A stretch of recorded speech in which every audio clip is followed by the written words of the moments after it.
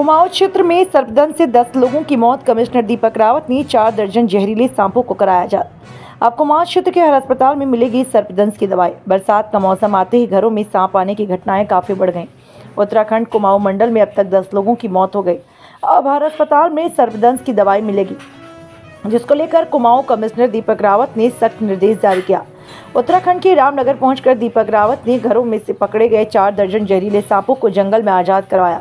इन दिनों बरसात का मौसम जहां दैनिक दिनचर्या के लिए बेहद परेशानी भरा हुआ, वहीं इस मौसम में सबसे ज्यादा खतरा सांपों का बना है।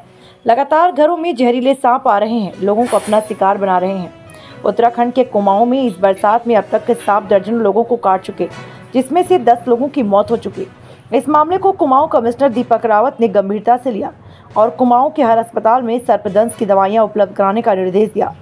साथ ही कमिश्नर साहब ने सांप के काटने की घटनाओं को कम कराने के प्रयास में लेबर डिपार्टमेंट को निर्देशित किया कि कोई भी मजदूर जमीन में ना सोए, शौच के लिए जंगल में ना जाए। यदि किसी भी ठेकेदार या बिल्डर द्वारा मजदूरों के लिए सोने या शौचालय की व्यवस्था नहीं कराई जाती तो उसके खिलाफ सख्त कार्रवाई की जाएगी। कुमाऊं कमिश्नर दीपक रावत ने कार्बेट सिटी रामनगर पहुंचकर घरों से पकड़े गए 4 दर्जन जहरीले सांपों को रामनगर वन प्रभाग के जंगल में आजाद करवाया। रामनगर में घरों से निकले इन सांपों का रेस्क्यू करने वाले की कुमाऊं कमिश्नर ने बहुत प्रशंसा की और इस खतरनाक कार्य की बेहद सराहना करते हुए अधिकारियों को सांपों के संरक्षण करने वालों को हर संभव मदद करने को कहा।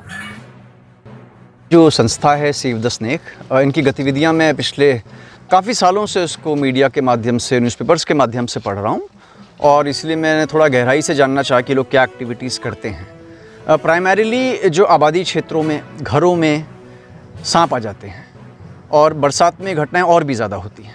घरों में पैनिक होता है, लोग फ़ोन करते हैं, फॉरेस्ट डिपार्टमेंट को भी फ़ोन करते हैं। तो चंद्रसेन कश्यप जी जो ये संस्था चला रहे हैं, इनको भी बहुत से फ़ोन आते हैं और आज उनके माध्यम से इन्होंने 44-45 से ऊपर स्नेक्स को यहाँ पे टेढ़ा के जंगलों में रेस्क्यू किया है। ये अच्छा काम हो रहा है और मुझे केवल 2-3 बातें ये कहनी है कि एक तो जैसे इस बार अभी तक 10 के आसपास स्नेक बाइट से डेथ्स कुमाऊं में हो चुकी हैं, तो इसमें पहला एहतियात तो बरसात में जो बरतना होगा कि हम लोग ज़मीन पे ना सोएं। ज़मीन पे सोने में हम ज़्यादा वल्नरेबल हैं, ऊंचे स्थान पे रहें। दूसरा ये कि जब स्नेक बाइट हो जाता है तो जो हमारे कम्युनिटी हेल्थ सेंटर्स हैं, CHCs हैं, इसमें सभी जगह पर्याप्त संख्या में एंटी वेनम वायल्स ये रखवाए गए हैं और उनको लगाने के लिए डॉक्टर भी उपस्थित हैं। तो किसी तरह की झाड़ फूंक, किसी तरह का ऐसा देसी उपचार इससे बचें और हम एंटी वेनम को एडमिनिस्टर कराने के लिए तत्काल CHCs पे पहुँचें।